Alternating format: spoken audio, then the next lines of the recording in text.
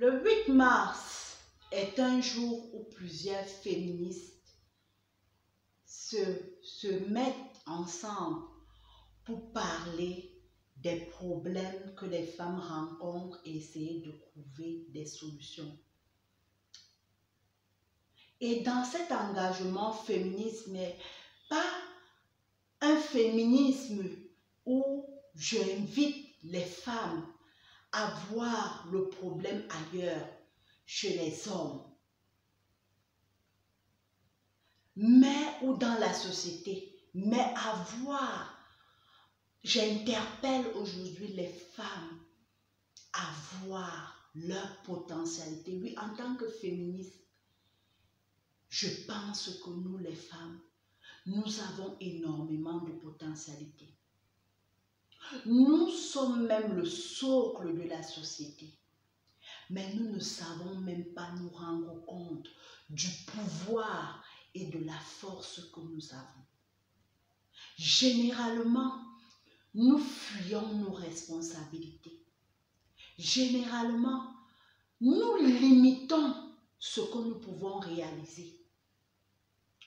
Peut-être à cause d'une éducation qui très souvent nous a fait comprendre que nous ne sommes pas capables de grandes choses, que nous ne sommes pas capables de croire en nos rêves, que nous ne sommes pas capables de réaliser des choses surprenantes.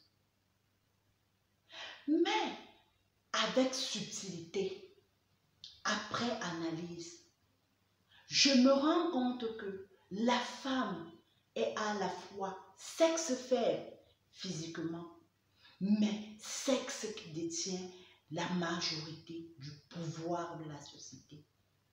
Aujourd'hui, nos sociétés vont mal. Pourquoi? Parce que les femmes ont démissionné de leur rôle. Les femmes ne savent même plus qui elles sont. Qui es-tu?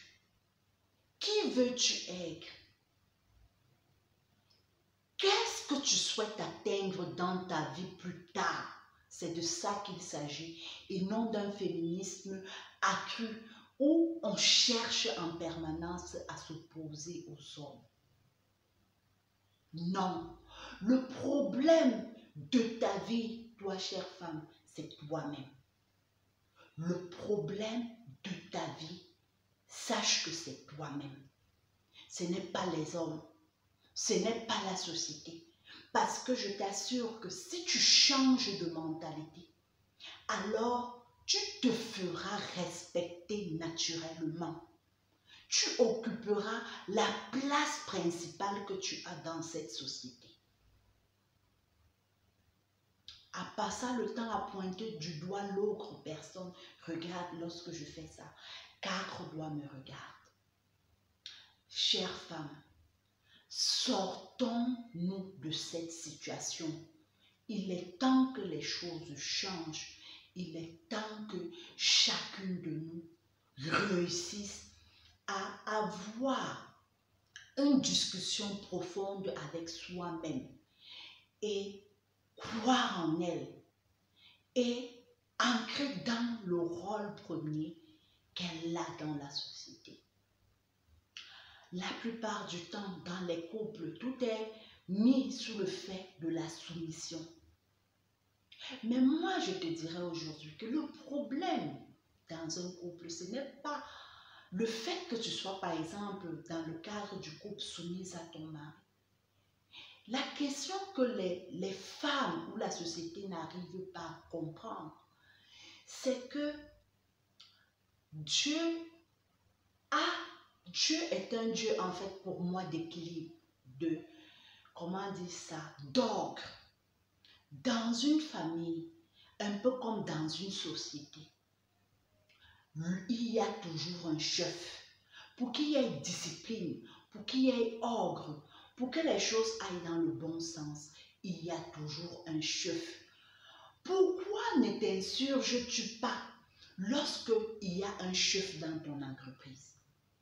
Quand tu vas dans une entreprise, tu es soumis à respecter les règles. proposé par ton chef et par cette société. Que tu sois d'accord ou pas, tu peux donner ton avis, tu peux donner ton point de vue, mais à la fin, ce qui se réalisera, c'est ce que le chef a décidé.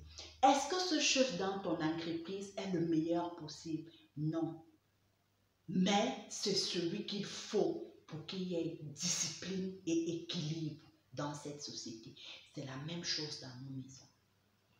Dans nos maisons, nous avons l'impression que nous devons être en guerre contre les hommes pour nous affirmer, alors que l'affirmation première d'une femme, c'est la soumission. Oui, cette douceur et cette tempérance qui t'amène à dominer et à impulser les choses de manière significative dans le calme et non dans la force. Nous rejetons ce rôle-là pour entrer en guerre. Et dès que l'on entre en guerre et en conflit, ça veut dire que la petite société qu'est ta maison ou ta famille est instable, devient comme un rime, devient un endroit où il ne fait pas bon vivre. Et ça, plusieurs femmes tombent dans ça au nom de soi-disant être émancipées et rejeter cette soumission accrue. Je te propose aujourd'hui, dès aujourd'hui, de voir des choses de manière différente et de saisir entre tes mains ton réel pouvoir, ta réelle destinée, ton réel rôle dans ta famille et dans la société. Parce que cette société a besoin de toi. Cette société se meurt parce que très longtemps, tu as démissionné de ton rôle fondamental et clé, principal dans ce monde.